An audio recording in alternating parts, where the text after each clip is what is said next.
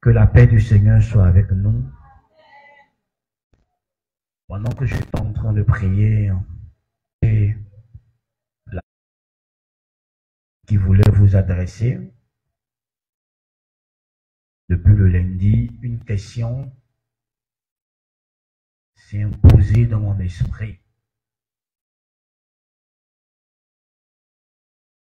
Et c'est cette question qui sera l'objet de notre partage ce matin.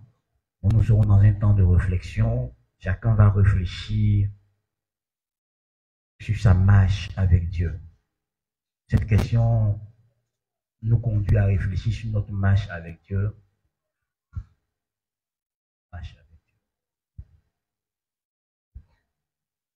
Frères et sœurs, quand nous ouvrons les journaux, les magazines, quand nous allumons notre télévision, quand nous allons sur les réseaux sociaux, de plus en plus, nous voyons que la fin des choses approche à grands pas. Et il est important pour nous de nous examiner pour savoir si nous sommes encore sur le chemin tracé par notre Seigneur Jésus-Christ. Est-ce que les réalités de la vie ne nous ont pas emportés loin du Seigneur? Quelle est la raison ou les raisons pour lesquelles je m'approche de Dieu? Pourquoi je prie? Pourquoi je cherche Dieu? Pourquoi je cherche Dieu? Pourquoi je cherche Dieu? Pourquoi je jeûne? Pourquoi je prie? Pourquoi je viens régulièrement au culte? Pourquoi je viens aux réunions? Pourquoi je vais à des programmes hautement spirituels? Pourquoi je cherche Dieu? Pourquoi j'ouvre ma Bible? Pourquoi je cherche Dieu?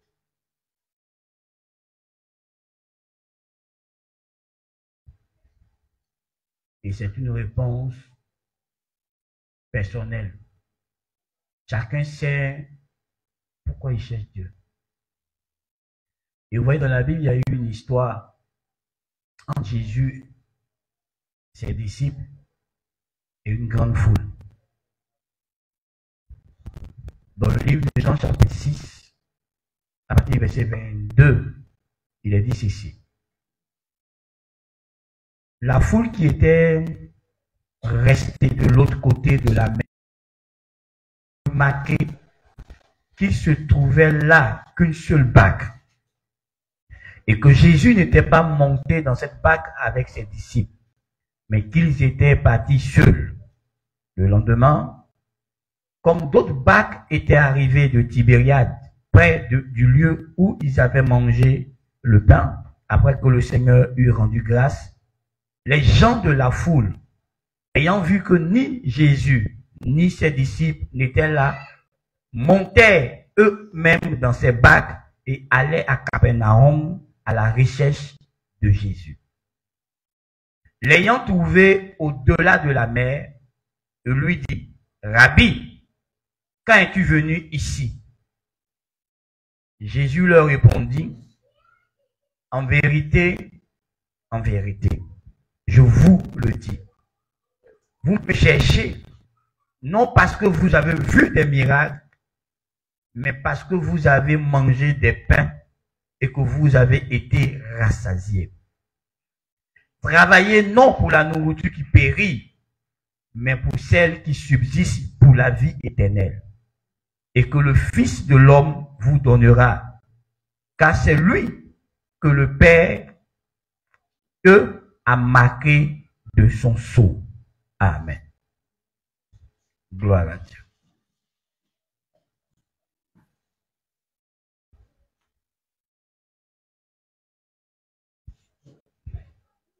De l'autre côté, pendant que j'étais au-delà du Jourdain, et au-delà de la Galilée plutôt, Jésus a opéré un miracle, celui de la multiplication de 5 morceaux de pain et puis de quelques poissons. Et ces personnes ont mangé. Après quoi, Jésus s'est retiré pour aller prier. Et ses disciples, sous ses instructions, ont pris la seule barque qui était présente. Ils sont allés de l'autre côté de la mer vers Capernaum.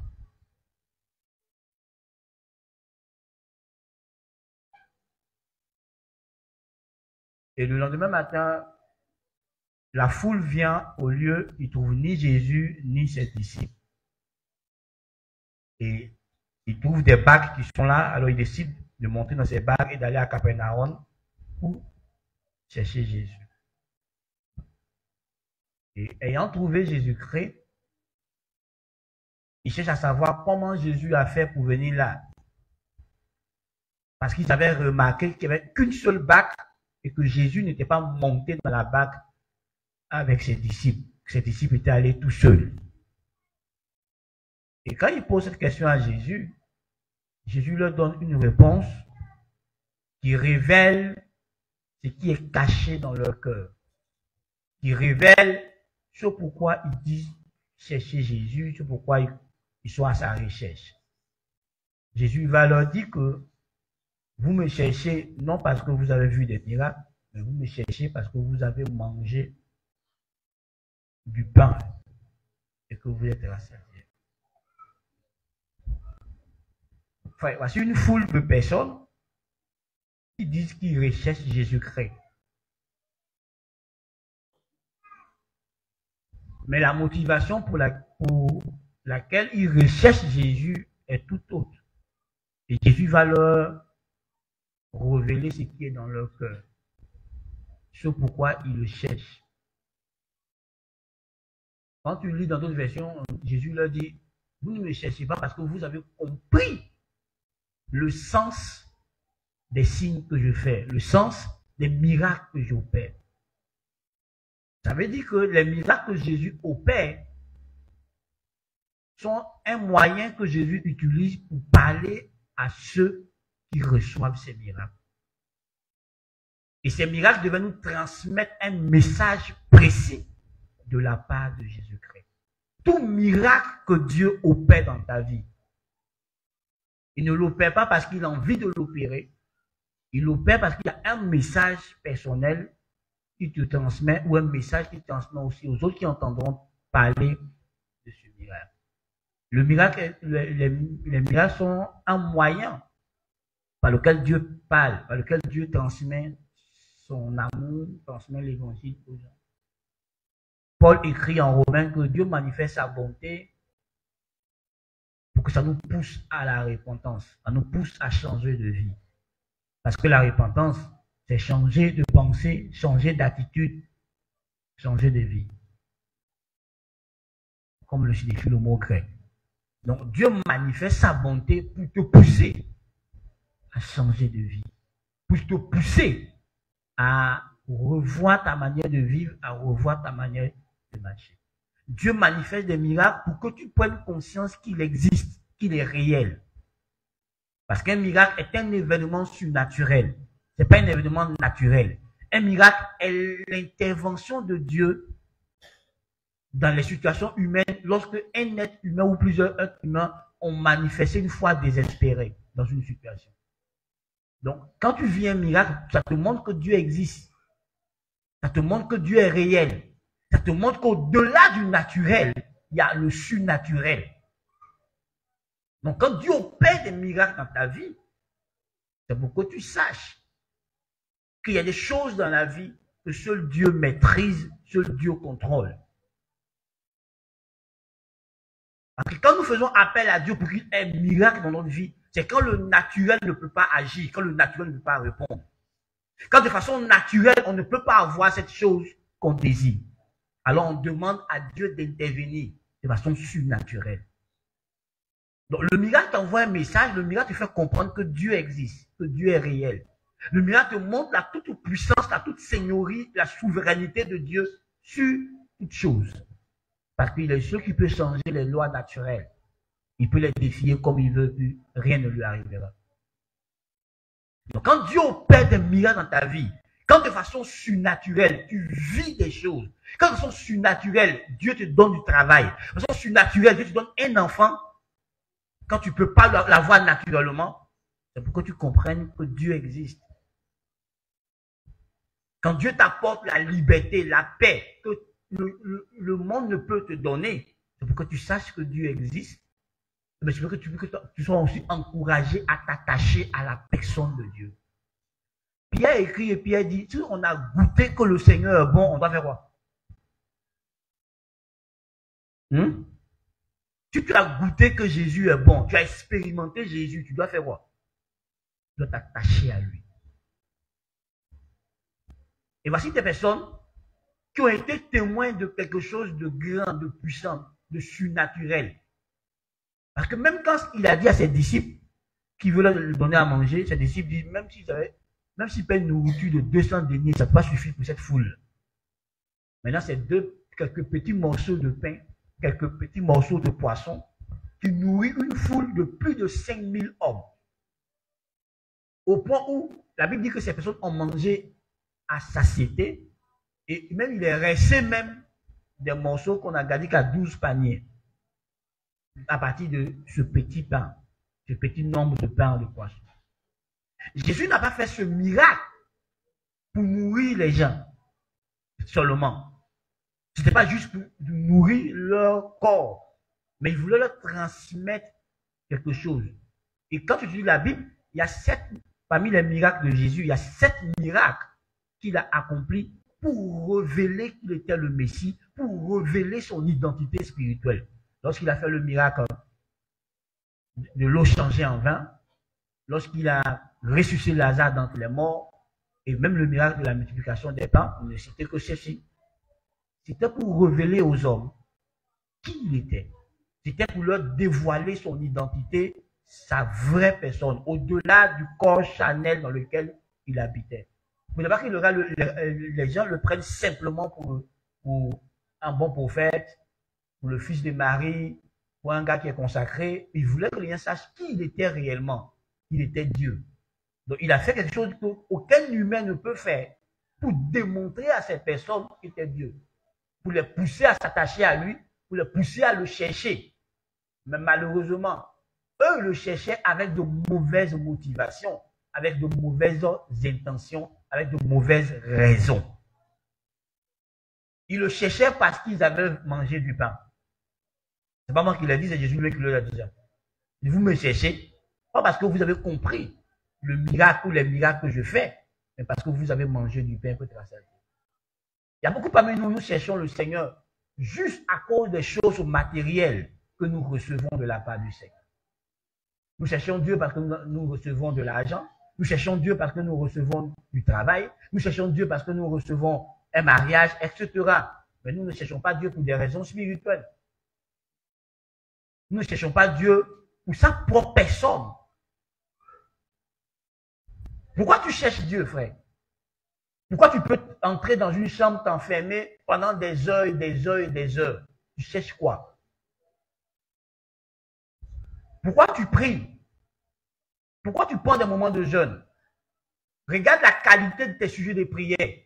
Ça te dira pourquoi tu cherches Dieu. On peut chercher Dieu pour de mauvaises raisons. Comme on peut chercher Dieu pour de bonnes raisons. Pourquoi cherchons-nous la face de Dieu?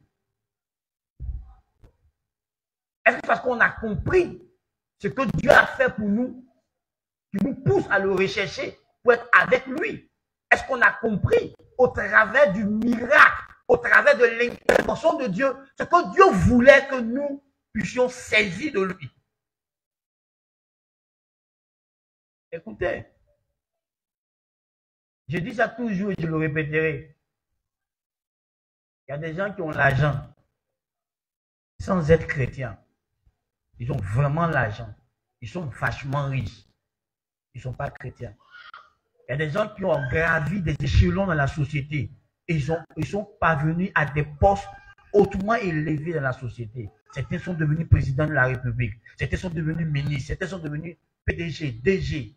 Certains sont devenus des stars de renom, des personnalités de renom, sans avoir le Christ Jésus. Nous les connaissons. Est-ce que Drogba a eu besoin de Jésus-Christ pour être la personnalité qu'il est aujourd'hui?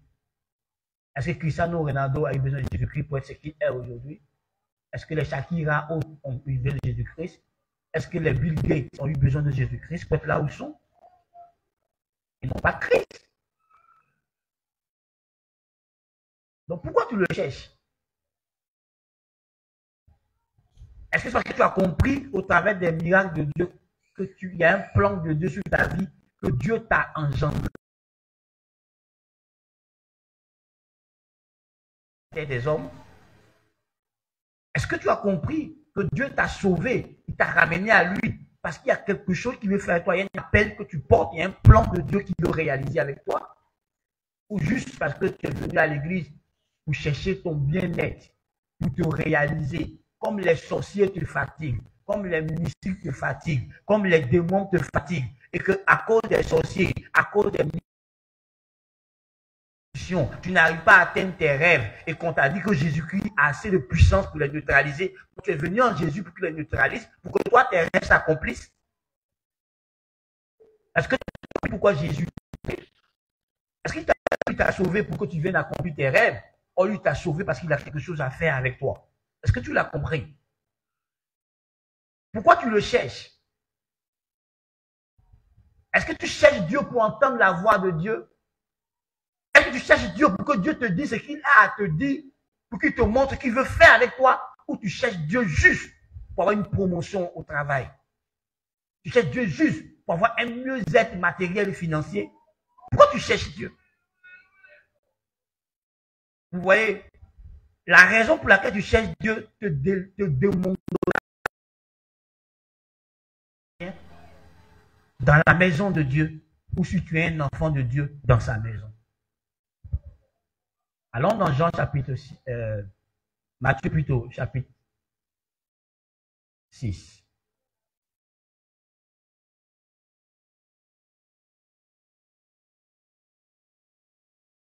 Matthieu chapitre 6.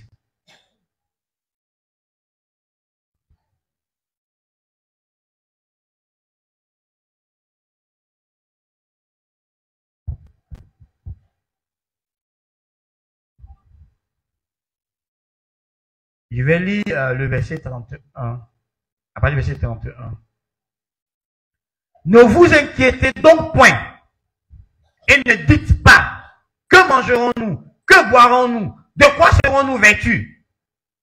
Car toutes ces choses, ce sont les païens qui les recherchent. Votre Père Céleste sait que vous en avez besoin. Cherchez premièrement le royaume et la justice de Dieu. Et toutes ces choses vous seront données par-dessus tout. Quand l'enfant de Dieu, ou quand la personne qui dit « je suis enfant de Dieu », sa priorité, c'est quoi porter, quoi manger. Sa priorité, c'est comment devenir. Tout ce qui est matériel, tout ce qui est charnel, tout ce qui est terrestre. Jésus dit qu'ici, ce sont les païens qui en font leur priorité. C'est pas nous. Nous, notre priorité, c'est le règne de Dieu. Notre priorité, c'est la vie juste devant Dieu. Est-ce que ma vie est agréable à Dieu? Est-ce que je marche dans la justice de Dieu? Est-ce que je suis ce que Dieu dit que je suis? Est-ce que je accomplis la volonté de chaque jour de ma vie? Voici la priorité du chrétien. C'est le païen qui se préoccupe de tout ce qui est matériel en premier lieu. C'est lui qui dort, se réveille, c'est à ça qu'il pense, c'est ça qu'il veut. C'est pour ça qu'il peut faire des faux coups. C'est pour ça qu'il peut être triste, malheureux, quand il ne l'a pas. Mais ce n'est pas pour le chrétien. La Bible dit que notre Père Céleste sait déjà que ces choses-là, nous en avons besoin. Et il est prêt à pouvoir pour ces choses. Donc, il nous demande de ne pas mettre ces choses en priorité, mais plutôt notre communion, notre relation avec lui en priorité. Plutôt le règne de Dieu. Plutôt se disposer pour qu'au travers de nous, Dieu étende son règne sur les nations qui ne dirigent pas encore, sur lesquelles il ne règne pas. Ouais, quelle est ta priorité? Est-ce que ta priorité est de plaire à Jésus-Christ? Est-ce que ta priorité, c'est d'avoir la vie juste devant le Seigneur? Est-ce que ta priorité, c'est de voir le règne de Dieu être manifesté sur la terre des hommes? Est-ce que ta priorité, c'est de voir Jésus être glorifié? Est-ce que ta priorité, c'est de voir le règne du diable être brisé? Ou ta priorité, c'est juste avoir beaucoup d'argent sur ton compte bancaire? C'est avoir des titres gonflants? Quelle est ta priorité en tant qu'enfant de Dieu? Est-ce que tu es triste quand tu n'arrives pas à prier? Est-ce que tu es triste quand tu n'arrives pas à faire ce que Dieu attend de toi?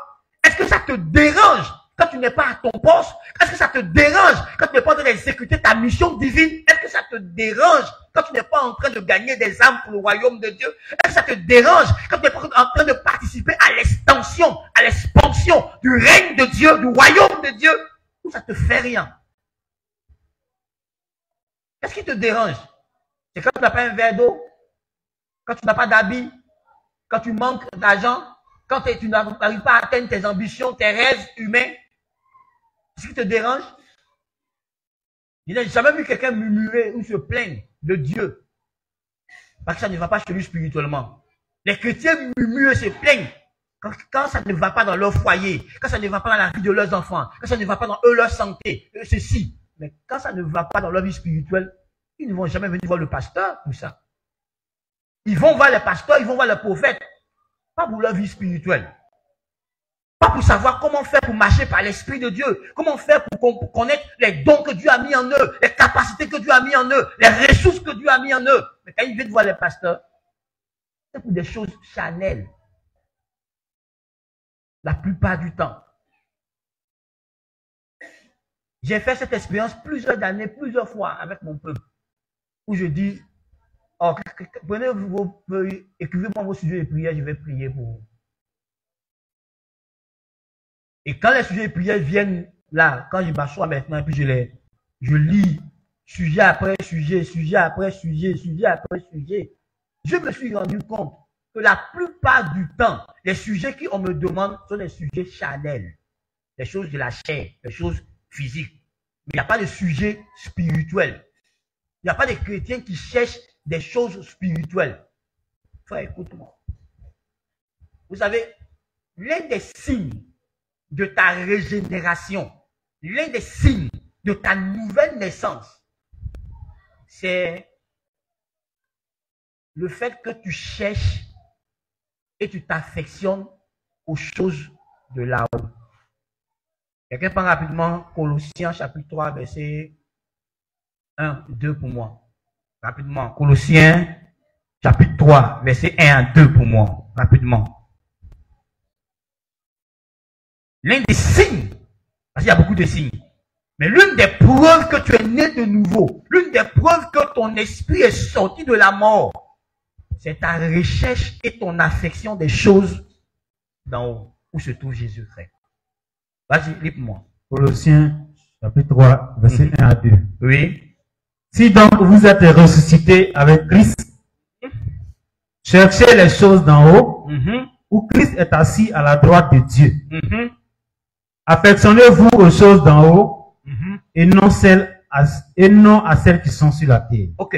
Donc, tu vois, ce verset dit, c'est pas une conclusion, c'est pas une condition. Si tu es ressuscité, c'est pas une condition, c'est une conclusion.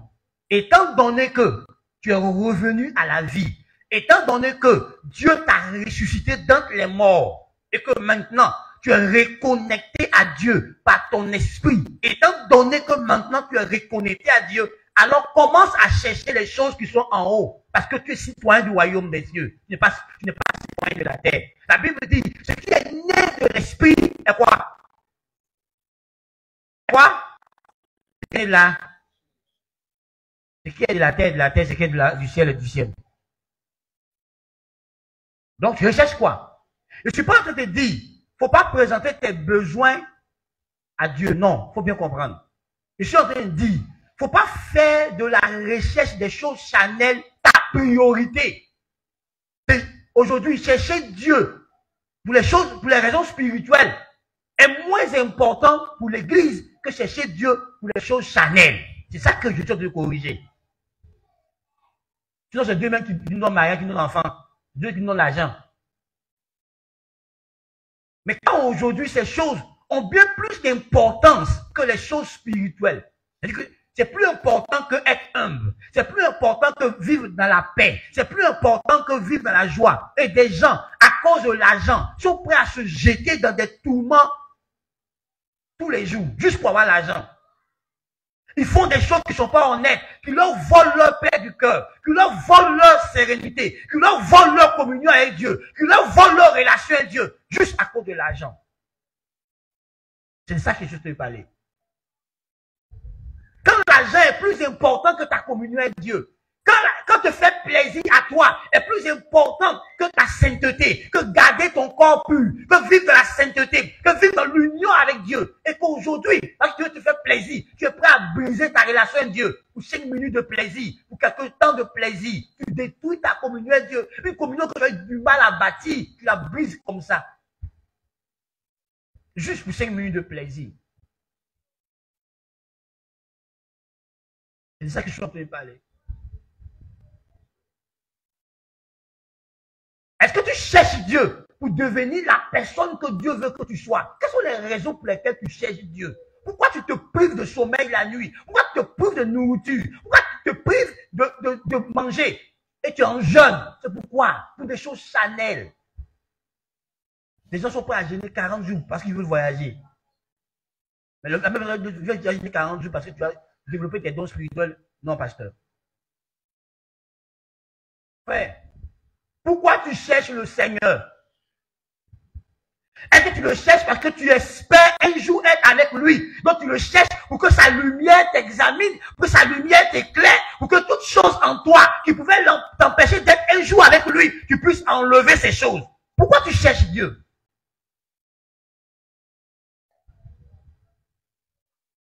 Ils cherchaient Jésus parce qu'ils avaient mangé du pain. Ils cherchaient Jésus parce qu'ils étaient rassasiés et non parce qu'ils ont compris pourquoi Jésus avait opéré des miracles dans leur vie. Dieu se révèle à toi. Il te montre qu'il est bon. Il te montre la meilleure vie que tu peux avoir avec lui. Si tu es dans une bonne relation avec lui, il te montre. Malgré que toi-même tu sais comment tu vis, mais Dieu te fait grâce. Dieu intervient dans ta vie. C'est pour te montrer que si tu te consacres, ce que Dieu est capable de faire encore. Mais c'est là que toi, tu penses que le fait que tu es dans le péché, que Dieu te bénit, c'est une autorisation de vivre dans le péché. Non, frère. Il est bon. Mais il n'autorise pas le péché. La grâce de Dieu ne vient pas pour nous autoriser à vivre dans le péché. Lors de notre convention, on va chercher à comprendre ça. Parce que la nouvelle alliance, c'est comprendre la grâce. On va chercher à comprendre. La vie de grâce, ça nous autorise à vivre comment? Est-ce que la grâce nous autorise à demeurer dans le péché, à demeurer dans la...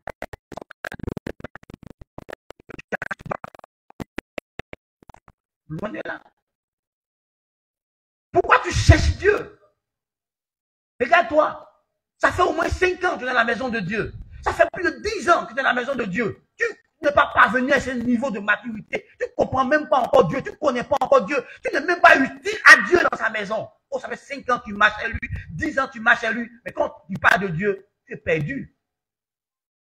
Quand tu rentres dans la présence de Dieu, tu ne cherches pas à connaître qui est Dieu. Tu ne cherches pas à connaître le Dieu qui a opéré ces miracles dans ta vie.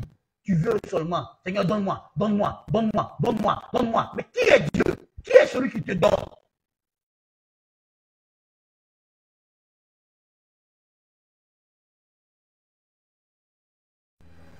Ce n'est pas pour des choses spirituelles.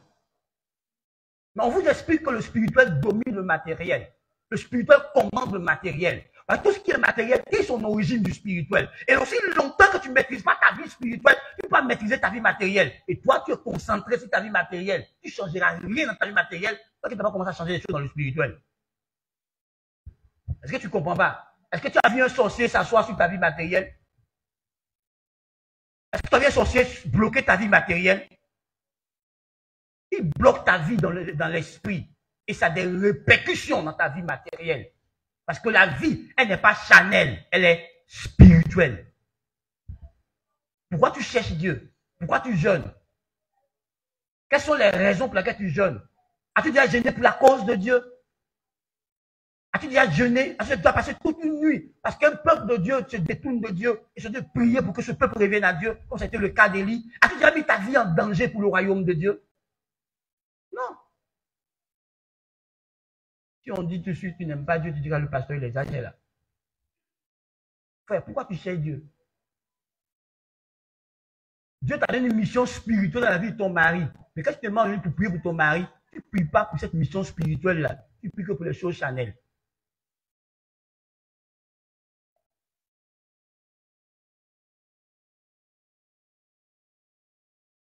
Ouais. Pourquoi tu cherches Dieu? Pourquoi tu cherches la face de Dieu? Pourquoi? Je veux que tu t'interroges ce matin. Que tu examines toi-même tes raisons profondes pour lesquelles tu cherches Dieu. Pourquoi tu viens à l'église? Pourquoi? Est-ce que celui qui est à l'église, Jésus, t'intéresse? Ou c'est ce que tu peux gagner de Jésus qui t'intéresse? Est-ce que tu peux prendre de lui qui t'intéresse? Est-ce que la personne de Jésus t'intéresse? Est-ce que la volonté de Jésus t'intéresse?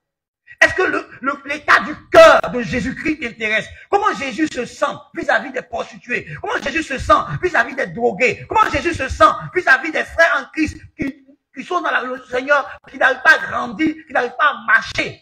Est-ce que tu connais l'état du cœur de Jésus? Quand Dieu vous parle, il vous parle que de vous, votre bien-être, de vous, votre avenir, de tout ce qui tourne autour de vous.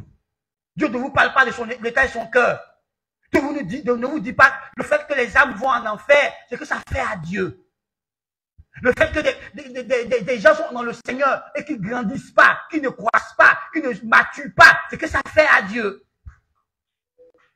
Quand vous entrez dans la présence de Dieu, Dieu ne vous fait pas de reproches vous concernant. Il vous donne que de belles prophéties. Mais votre manière de marcher, ça plaît à Dieu. Il ne vous parle pas de ça. Il ne te parle pas de comment tu marches, comment tu te comportes, comment tu te conduis. Il ne te parle pas de tes réactions qui sont contraires à la parole de Dieu. Il ne te parle pas de tes réactions qui vont contre le principe de Dieu. Il ne te parle pas des frustrations, des blessures que tu causes dans le cœur de ta femme, causes dans le cœur de ton enfant, qui causes dans le cœur des autres. Dieu ne te parle pas de ça.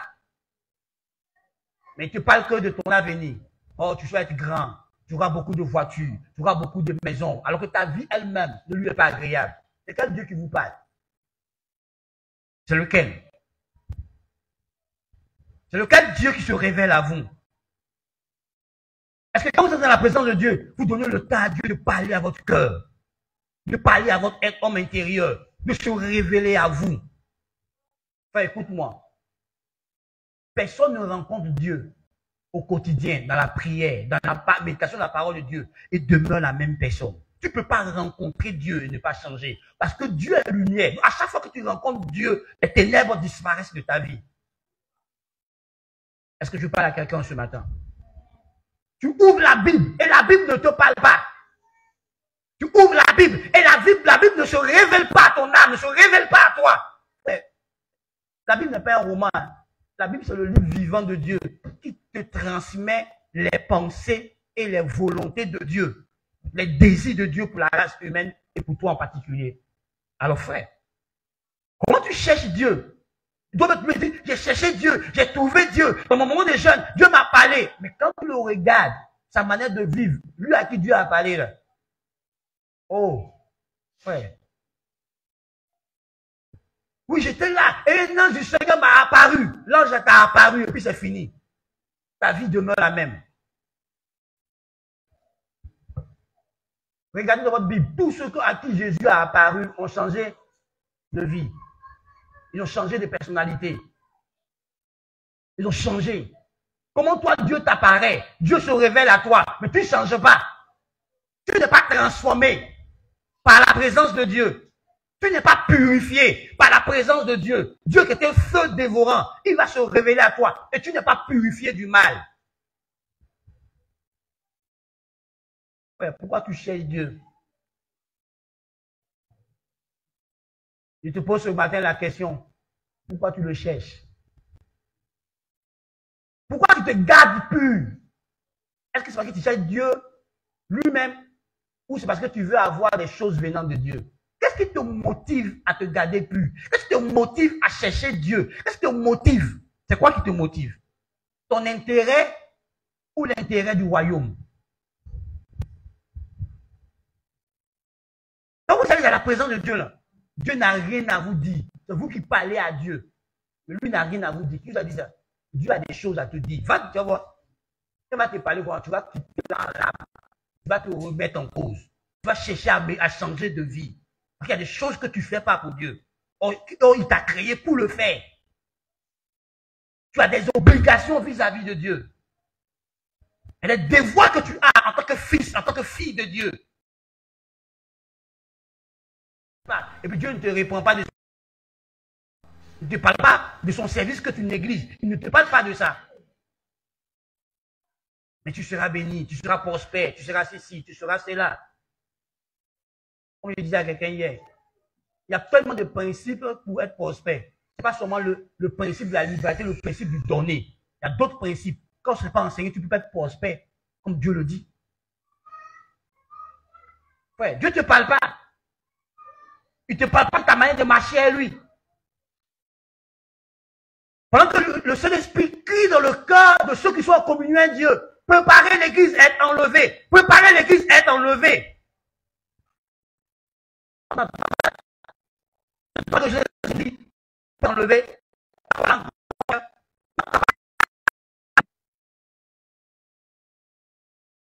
Montre-moi, tu vas aller à l'argent au ciel. Tous les habits que tu vas aller au ciel avec ça. Non! Je ne dis pas de ne pas chercher. Mais quand ce qui est précieux, tu le mets, tu jettes ça derrière. Et puis tu mets ce qui est vil. Montre-moi, le seul homme que tu as vu, on a enterré sa femme. Moi, la femme, on a enterré son mari. Même quand tu meurs, si elle t'a pleuré 1 an, 2 ans, elle reprend sa vie. Si le garçon, mais c'est pire, même lui, il pleure. Moi, les 6 mois, mais elle a trouvé une autre femme à marier. Je lui ai dit, tu as négligé Dieu. Tu as négligé ta communion avec Dieu, là. Si tu meurs, tu le suis. 6 mois après, il est déjà remarié. On t'a négligé ta travail. Si tu meurs, on trouve un nouveau gars à mettre à ta place. La si on te renvoie, moi, là, pour quelqu'un. Donc, tu es ta vie spirituelle comme le travail. Tu vas voir après, entre travail et ta vie spirituelle, qu'est-ce qui était important quand tu vas te trouver devant Dieu là-bas. Ouais. Détruis ta vie spirituelle pour des choses matérielles, pour des choses charnelles. Ne cherche pas Dieu pour être vivant spirituellement. Ne cherche pas Dieu pour être bouillant pour le royaume de Dieu. Ne cherche pas Dieu pour être zélé pour le royaume de Dieu. Il faut négliger Dieu pour des choses matérielles. Tu apprendras à toi-même tes dépens que personne ne peut négliger Dieu, qu'on ne se moque pas de Dieu. Tu l'apprendras à toi-même à tes dépens, qu'on ne joue pas avec Dieu. Que Dieu a voulu que Jésus soit en tout le premier et tu ne peux pas changer cette place de Jésus-là. Tu veux expérimenter Jésus dans sa plénitude de Jésus-Christ. Place-le dans ta vie en premier et tu verras que il y a des efforts inutiles que tu fais, que la grâce de Dieu est suffisante.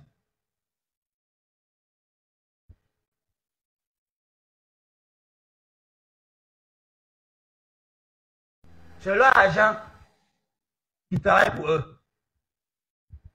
Tu le vois, il travaille à l'hôtel d'Ivoire, il joue golf. Elle s'est réveillée à 11 h du matin, parce que la nuit, elle a communiqué avec des gens, elle a fait des réunions, parce que ses partenaires, ses entreprises sont en Europe, donc la nuit, elle a travaillé le matin, elle dort, elle se réveille, vers 11 h, elle appelle son comptable pour demander compte. Attends-toi, il est en train de faire quoi? Il est en train de transpirer. Frère, la grâce de Dieu, ça fait des choses pour toi que toi-même, tu ne peux pas faire. Ça te permet de rencontrer des personnes que toi-même, dans ton tu ne peux jamais les rencontrer. Mais la grâce de Dieu ouvre la porte pour toi, puis ça t'introduit là-bas. Donc, négligez la grâce de Dieu. Négligez ça. Ne venez pas à l'église pour apprendre pour connaître comment Dieu fonctionne, pour que vos vies soient légères. Ouais. On dit ceux qui craignent Dieu, quand ils dorment là, alors qu'eux ils dorment là, Dieu s'occupe de donner des ordres pour eux. Alors, quand tu te réveilles très tôt le matin et tu souffres, c'est que même tu reçois à la fin du mois, ça n'arrive pas à couvrir toutes tes charges. Il y a des gens, la grâce de Dieu, quand Dieu donne un seul ordre pour eux dans la semaine, ça couvre toutes ces charges du mois, ça couvre ces charges de 3 à 4 mois. Un seul ordre de la part de Dieu, pendant que toi tu es souffrir. Lui fait ce que Dieu lui demande de faire. Il marche dans les projets de Dieu, il marche dans les plans de Dieu. Sa vie est facile parce que la grâce de Dieu dispose les choses pour lui. En un seul jour, il a dépassé Potiphar.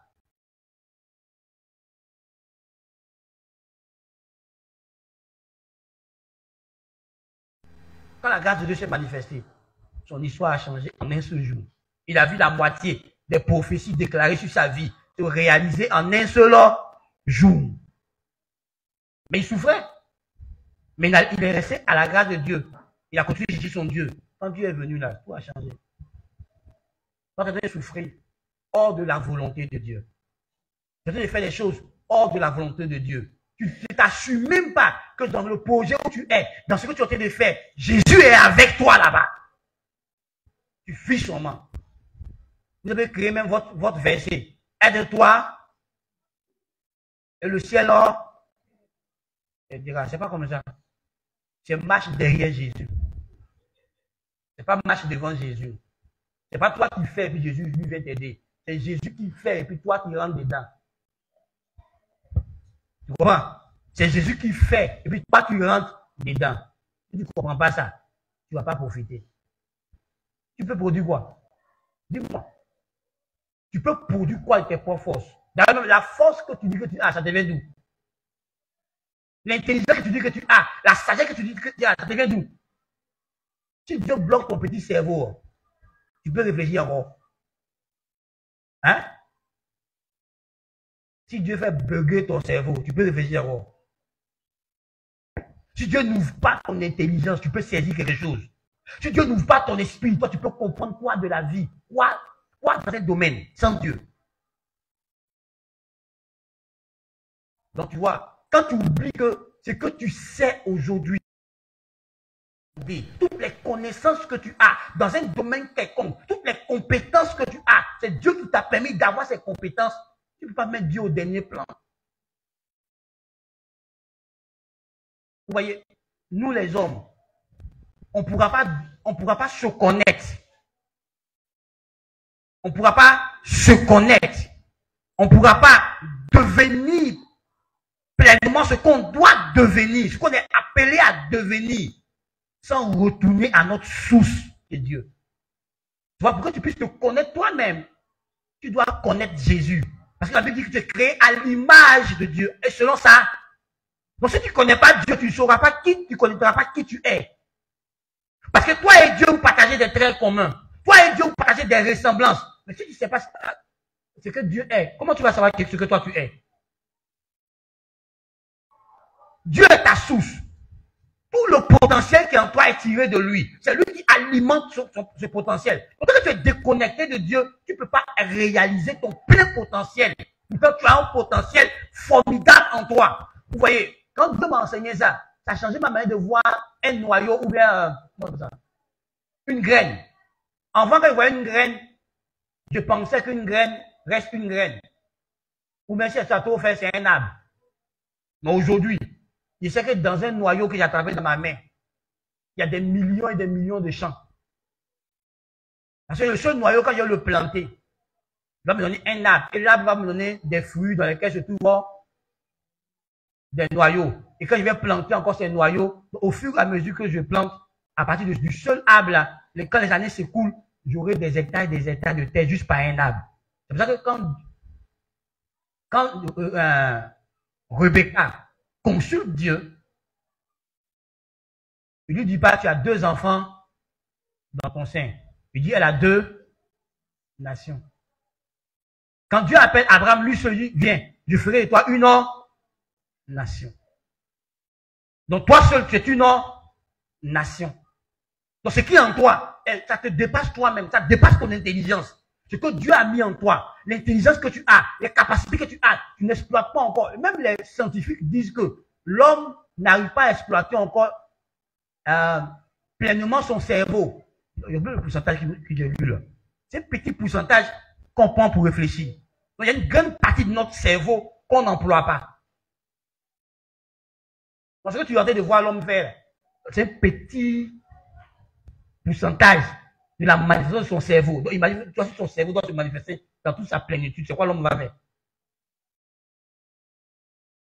Mais c'est quand tu es en Christ, puisque c'est Dieu qui a mis en toi, c'est lui qui peut t'aider à utiliser pleinement tout potentiel, toute capacité que tu as. Parce que dans le plan de Dieu, il n'est pas question que tu meurs ton potentiel. Il est question que tu livres tout ton potentiel à la terre avant d'entrer au ciel. Paul a dit, j'ai achevé ma course. Est-ce que toi, tu as achevé pour toi? Il y en a qui sont morts sans avoir compris le rêve de Dieu, le plan de Dieu. Parce qu'ils ne cherchent pas Dieu. Est-ce que tu as cherché Dieu pour demander à Dieu, pourquoi je suis sur cette terre ici? Quelle est la raison pour laquelle je suis créé? Pourquoi tu m'as sauvé? Pourquoi je suis là? Quelle est ma raison? Tu ne cherches pas. Seigneur, demande du riz. Seigneur, moi, je veux ça. Seigneur, moi, je veux ceci. Seigneur, moi, je veux comme ci. Mais Dieu ne t'a pas créé pour ça. Il t'a créé pour plus que ça. Pendant que Dieu dit te voir comme un chef d'entreprise. Toi, tu pries, Seigneur, donne-moi travail.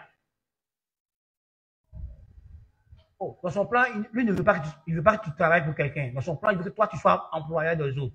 Peut-être qu'il n'a pas découvert le plan de Dieu premier. Il va dire que tout le monde sera entrepreneur. Non. Il faut bien comprendre ce qu'il dit. Il y a des gens qui sont appelés pour créer des entreprises. Et puis, il y a des gens qui sont appelés pour travailler. Donc, quand tu es en train de prier pour ta vie professionnelle, il faut découvrir dans quel compartiment Dieu t'a placé, dans quel moule. Est-ce que tu fais partie de ceux qui donnent les employeurs ou tu fais partie de l'employé? Est-ce que tu es un employé ou tu es un employeur? Maintenant, est-ce que pour un temps, tu seras un employé et puis un temps viendra où tu seras un employeur? Mais ça, c'est quand tu rentres dans la présence de Dieu, tu peux découvrir les choses que Dieu a établies sur ta vie. Parce que moi, je ne sais pas comment prier Dieu d'attendre. Je ne sais pas comment prier Dieu. Il y a trop de choses que tu peux poser comme question à Dieu pour avoir des réponses sur ta propre vie. Frère, pourquoi tu cherches Dieu? Est-ce que tu cherches juste Dieu pour que les choses matérielles soient comblées? Ou tu cherches Dieu pour que tu sois comblé par sa grâce? Que tu sois la personne qu'il faut, que tu dois être sur le plan spirituel et sur tous les autres plans de ta vie. Frère, si tu te mets à prier Dieu pour les bonnes raisons, tu seras surpris de voir les grâces, de voir le potentiel, de voir les choses que Dieu a mis en toi. Tu seras surpris de voir ce que Dieu veut faire de ta vie. Tu verras comment de fois ta vie est si importante. Frère, ta vie n'est pas insignifiante, hein? Elle est tellement importante dans le plan de Dieu. Parce que d'autres destinées dépendent de toi, la réalisation de ta destinée. Il y a des gens, leur destin dépend de ce que toi, tu rentres dans ta destinée, que tu rentres dans le niveau qu'il faut. C'est ton niveau à toi qui déclenche leur destinée. Donc, si tu ne rentres pas, tu les condamnes. Est-ce que tu comprends ce que je dis là? Il y a des gens, c'est ton niveau d'autorité. C'est-à-dire que quand tu vas être conscient de l'autorité que tu as, quand tu vas parler sur lui, tu vas exercer cette autorité sur lui. Et ça lui permettra, lui, d'avancer, de voler dans la vie. Parce que Dieu t'a envoyé pour frayer son chemin. Il y en a parmi nous, là. Tu es l'échelle de quelqu'un. C'est celui qui permettra à la personne d'entrer dans la grâce de Dieu. Parce que toi, tu dois lui permettre, tu n'as pas l'information, lui tournera en haut autour de toi. Vous comprenez? C'est Élie qui a dit à Samuel, parle comme ça, puis tu entends. C'est Naomi qui a dit à Ruth, va, découvre ses pieds et place-toi en bas de ses pieds. Quand il va se réveiller, qu'il doit te voir là, il comprendra. Est-ce que quand il s'est réveillé, il n'a pas compris? Il a compris. Mais est-ce qu'elle savait ça? Est-ce qu'elle savait? Donc il y a des gens qui ont l'information pour toi. Parce que cette personne qui a l'information pour toi n'est pas encore sa destinée, il ne peut rien déclencher pour toi. Et quand tu comprends que ta vie est importante, parce que Dieu se servit de ta vie pour aider d'autres personnes à entrer dans le plan de Dieu, tu négliges plus ta vie, tu prends ta vie au sérieux.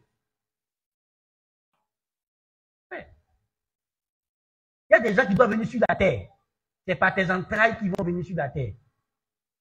Il y a des gens, des géants, des gens qui vont accomplir de grandes choses, des hommes de grande destinée. Ce n'est pas des entrailles qui vont venir sur la terre. Donc si tu ne les disposes pas, tu les empêches de venir. Imaginez-vous, si la mère de Samuel n'avait pas réussi à manifester sa foi pour que Samuel vienne en tant que roi. Hein? Bon, imaginez-vous que Jésus doit venir, mais pour qu'il vienne là, il faut que Jean-Baptiste vienne avant lui. C'est lui qui doit préparer son chemin. Et puis Élisabeth et puis Zacharie ne réussissaient pas à manifester la foi. Ah, d'accord. Imaginez-vous qu'Abraham refusait d'obéir à son appel. Israël n'allait pas exister. Et si Israël n'existait pas, Jésus n'allait pas venir et toi et moi, on ne serait pas sauvés. Donc pendant que tu es en train de négliger ton appel, tu es en train de condamner des vies. Parce que toi, tu es concentré sur ta petite vie. Qui t'a dit que Dieu regarde ta petite vie? Tu vois qu'il t'a créé pour ta petite vie à toi. Mais il t'a créé juste pour ton mari, pour ta femme. Non, frère. Il t'a créé pour plus que ça. Donc quand tu es en train de chercher Dieu, juste pour ça, tu empêches Dieu d'accomplir de grandes choses. Peut-être tu es un conférencier de renommée mondiale qui va changer la mentalité des gens. Tu es en train de faire quoi? Tu es en train de courir derrière 200 000. Tu es en train de courir derrière 100 000. Tu n'es pas en train de te développer alors que tu es appelé à être millionnaire juste par ton talent. Mais tu cours derrière 200 000 et tu négliges ton talent par rapport à 200 000. Écoute-moi. Il y a des choses que ton salaire ne va jamais te permettre d'avoir. Il y a des dimensions de maison que ton salaire ne peut pas te permettre d'avoir. Mais si tu travailles toute ta vie, tu ne pourras pas construire ça. Il y a une dimension de vie où Dieu veut te conduire. Ou peut-être, quand tu prends ta famille, et puis tout faire payer bien tout, pour partir quelque part dans un pays, tu veux être du tourisme pendant un mois. Mais ton salaire ne peut pas t'offrir ça. Mais ton salaire peut payer ton propre billet d'avion, pour ta famille, ça va payer. Frère, mais tu vois, dans ton âme, Dieu te met ce genre de vie dans ton esprit. Et toi, je te demande, comment il a fait pour réaliser cette vie-là? Comment il a fait pour vivre comme ça? Et puis, c'est pas possible. Si, c'est possible. C'est que tu vas comprendre que Dieu t'appelle à autre chose que ce que tu es en train de faire. Et que tu vas arrêter de limiter Dieu. Tu vas arrêter d'avoir peur et d'agir par la foi, de te lever par la foi et d'avancer. Écoute-moi très bien. Si tu refuses d'être dans l'inconfort pour un temps, tu ne connaîtras jamais le confort. Et à chaque fois qu'il y a un nouveau niveau de confort où Dieu veut t'amener, il te place dans l'inconfort. Donc si tu refuses, tu ne peux pas. Enfin, écoute-moi. Si tu refuses, tu ne peux pas. Imagine-toi que ton mari vient te dire, oh ma chérie, j'ai réfléchi, j'ai décidé de démissionner, de me lancer dans l'entrepreneuriat. Ce qui veut dire que on va quitter la maison, la grande maison où on est là. On va aller dans un studio. C'est quoi? C'est l'inconfort, c'est inconfortable. Donc, ça veut dire que beaucoup d'affaires qu'on a là, on va brader d'autres parce que ça ne peut pas entrer dans le studio. On va recommencer. Il a dit non, où on est arrivé là? Non, où est arrivé, c'est pas là, où est arrivé, c'est pas là que Dieu veut vous conduire. Donc, lui, il est en train de vous montrer qu'il veut vous conduire ailleurs. Imaginez-moi quand j'ai bâti tout ce que j'ai bâti ici, Dieu matin, Dieu me dit, oh petit, va à New York, va recommencer à New York. Est-ce que je peux prendre tout ce que j'ai bâti ici et pas à New York? Je m'en vais recommencer à zéro. Et ça arrive dans la vie de plusieurs personnes.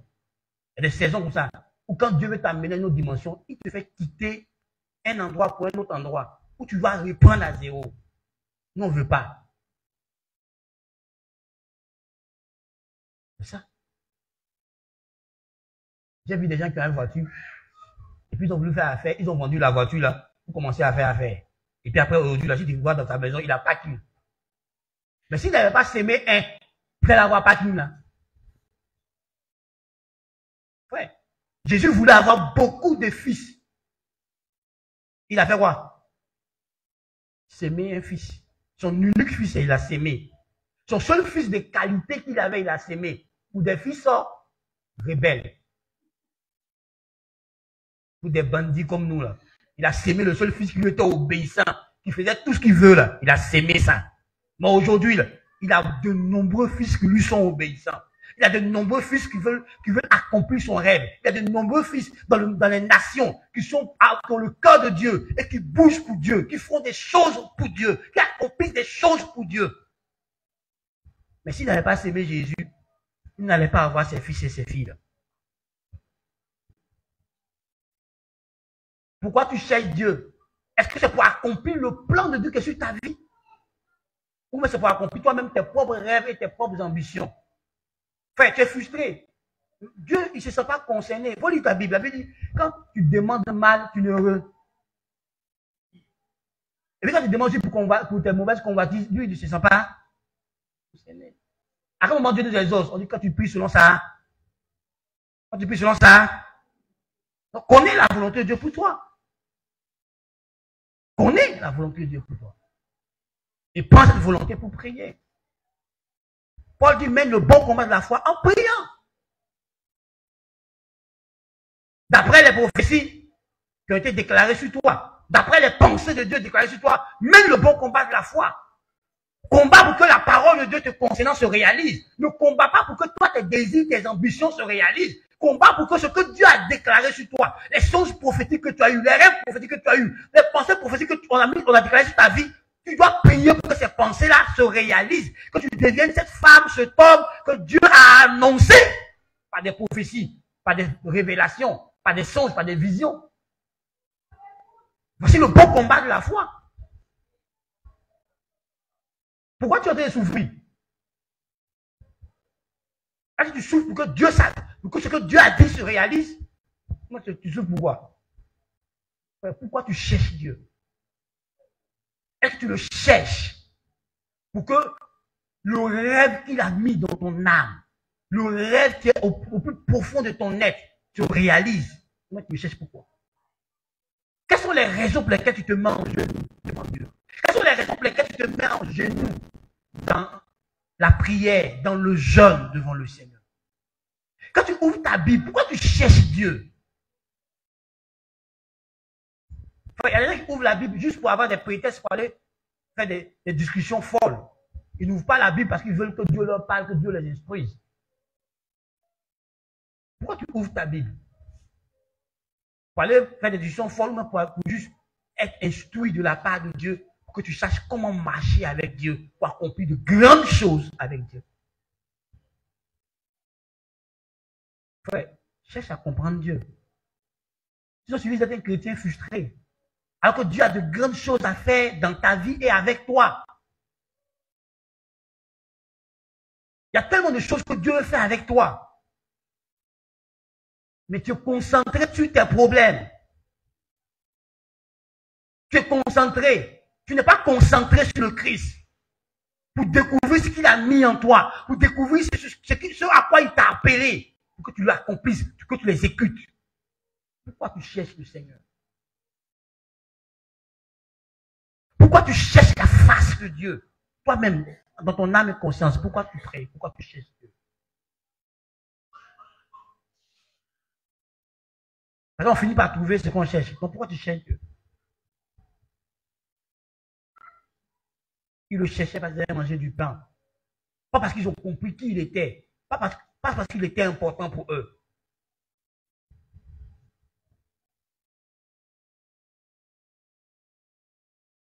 Pourquoi tu cherches le Seigneur?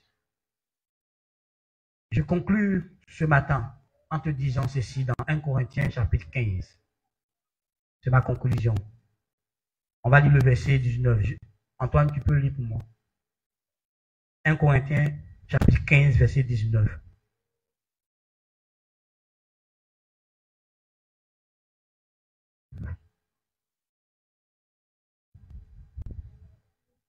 Pourquoi tu cherches Dieu? Qu'on ait les bonnes raisons pour lesquelles chercher Dieu. Et nous lisons 1 Corinthiens chapitre 15, le verset 19. Si c'est dans cette vie seulement que nous espérons en Christ, nous sommes les plus malheureux de tous les hommes. Est-ce qu'on peut trouver une autre version?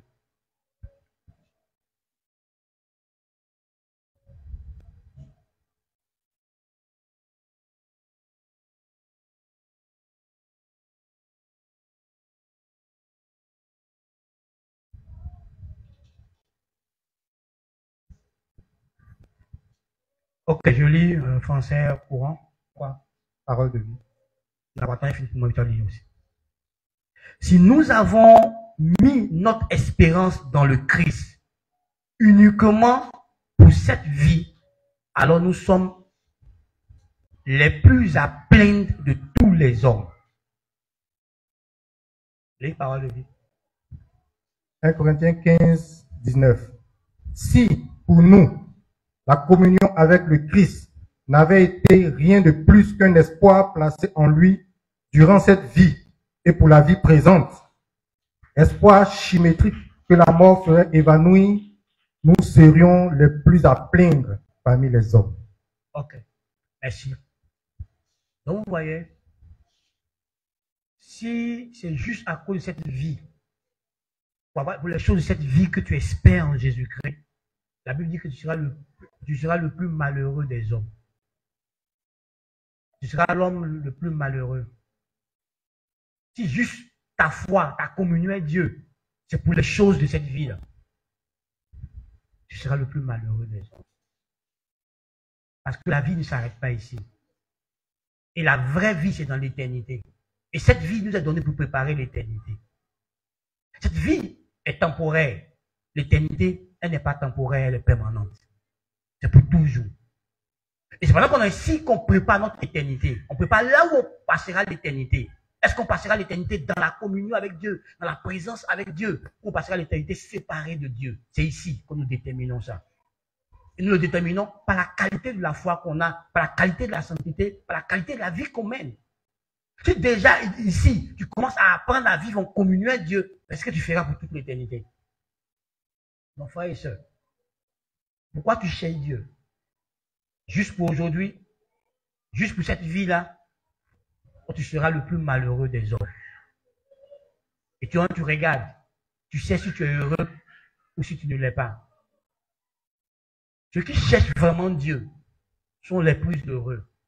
Ceux qui cherchent à plaire à Dieu, ceux qui cherchent à vivre la vie que Dieu les a appelés à vivre, ceux qui se mettent à la disposition de Dieu et permettent à Dieu de les utiliser, de les employer, sont heureux. Mais ceux qui veulent se servir de Dieu finissent par être des hommes les plus malheureux. Et j'espère que tu ne seras pas un homme malheureux. Et si tu joues avec Dieu, la fin sera que tu seras séparé de Dieu. Et en enfer, la Bible c'était un lieu de tourments et de pleurs, de gémissements. Si aujourd'hui tu ne veux pas perdre ta vie charnelle pour avoir une glorieuse vie, tu la perdras pour toujours. Alors va et réfléchis. Va et demande au Saint-Esprit qui est en toi, pourquoi j'espère en Dieu? Pourquoi je cherche Dieu? Quelle est la raison de mon espérance? Est-ce juste pour cette vie ou est-ce pour l'éternité que j'espère en Dieu, que je crois en Dieu? Est-ce pour l'éternité que je cherche la face de Dieu ou juste pour la vie aujourd'hui? Juste pour aujourd'hui? Est-ce que c'est par rapport à aujourd'hui et demain que je cherche Dieu ou c'est juste pour aujourd'hui seulement que je cherche Dieu? La réponse, tu la connais toi seul parce que tu connais tes vraies motivations, tu connais tes vraies raisons. Je t'invite à incliner la tête et à réfléchir maintenant afin de pouvoir formuler ta prière.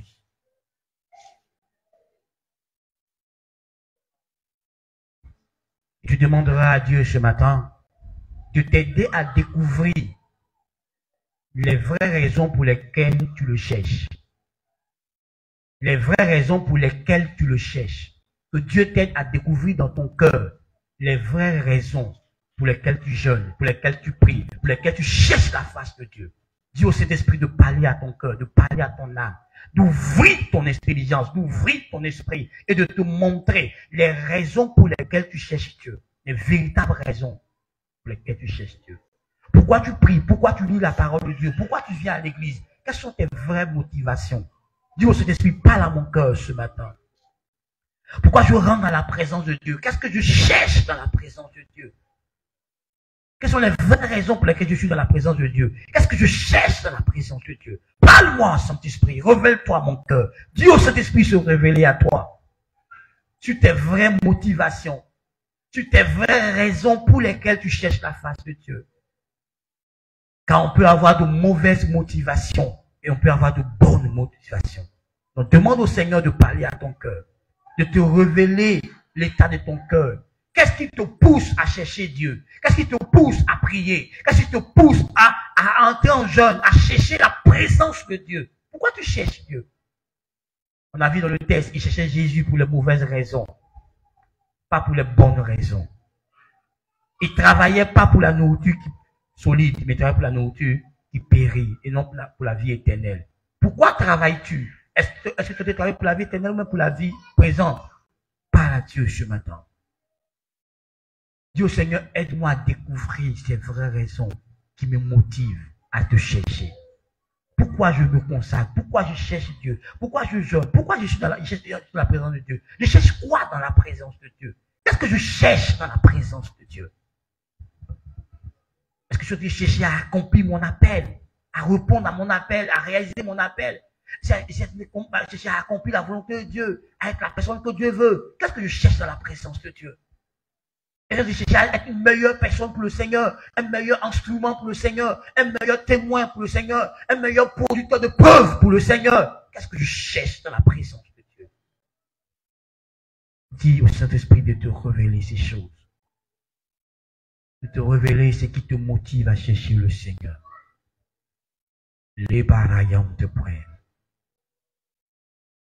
Dans ce même élan de prière, tu vas lui dire de t'apprendre à chercher Dieu pour de bonnes raisons. Qui t'apprennent désormais à chercher Dieu pour de bonnes raisons. Car dans la Bible, il y a de vraies raisons pour lesquelles chercher Dieu. Que le Saint-Esprit te montre ces vraies raisons pour lesquelles chercher la face de Dieu, pour lesquelles chercher Dieu. Parle à Dieu ce matin. Parle au Seigneur.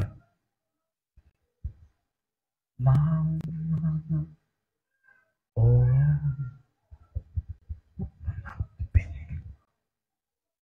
Mon âme te loue, Seigneur. Aide-moi à voir si je suis encore sur la bonne voie. Aide-moi à me préparer à ton retour. Aide-moi à te chercher dans le but de me préparer à ton retour. Aide-moi à te chercher dans le but d'accomplir ta destinée, d'accomplir la destinée que sur ma vie, d'accomplir ton plan. Aide-moi à te chercher pour les bonnes raisons, Seigneur. Aide-moi à me consacrer. Aide-moi à entrer dans la présence de Dieu pour de bonnes raisons. Aide-moi à chercher ce qu'il faut chercher, que poussé par l'Esprit, je rentre dans la présence de Dieu, pour chercher ce qui est glorieux, ce qui honore Dieu. Je t'en prie, Seigneur. Aide-moi à te chercher pour les bonnes raisons. Aide-moi à te chercher pour les bonnes raisons. Koparanas Kinda. Yandarabavaro Sankataraba Kinda. Libarabavarobo Yam de Brisharwikam de Bikantusukaraba Yom de Bre. Alléluia. Nous sommes exaucés au nom de Jésus-Christ.